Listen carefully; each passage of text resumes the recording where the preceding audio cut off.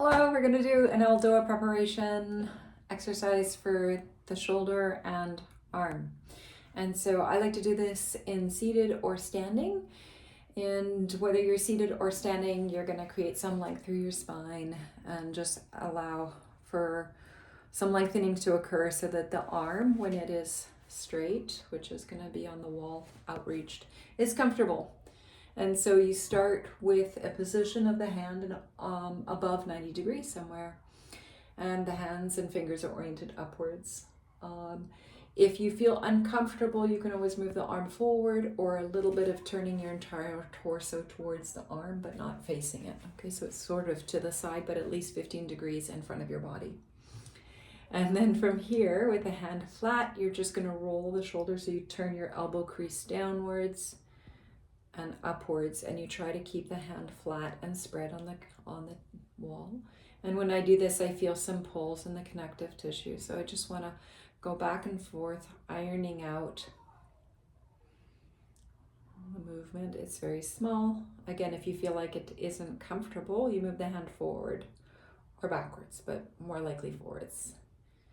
When I find a place that feels really comfortable, for example, when I internally rotate or turn my elbow crease more downwards towards the floor, I feel a pull through my forearm in the front, a little bit in maybe another place in my arm, and I just stay there and wait a little bit and breathe.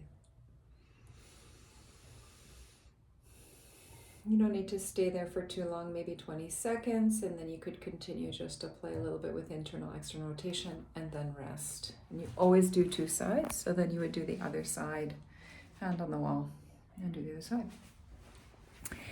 Then, so that's the first part, your fingers were in neutral. Then you're gonna do the same thing with the fingers a little bit oriented forwards or a little bit oriented backwards. Same thing.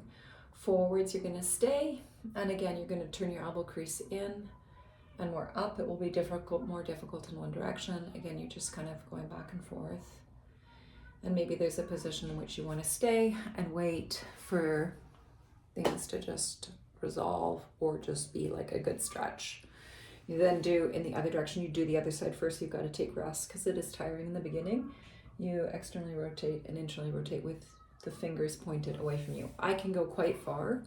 I wouldn't go necessarily that far, but I might go somewhere like there and play at this height and this angle of my fingers and starting point. Then the next day, or maybe after you've done that and done both sides properly and waited and rested, you want to do below 90 degrees. So here, same thing, starting with the arm in neutral, going back and forth. Here I feel it in my forearm quite a bit, especially when I turn my elbow crease downwards. I'm gonna wait.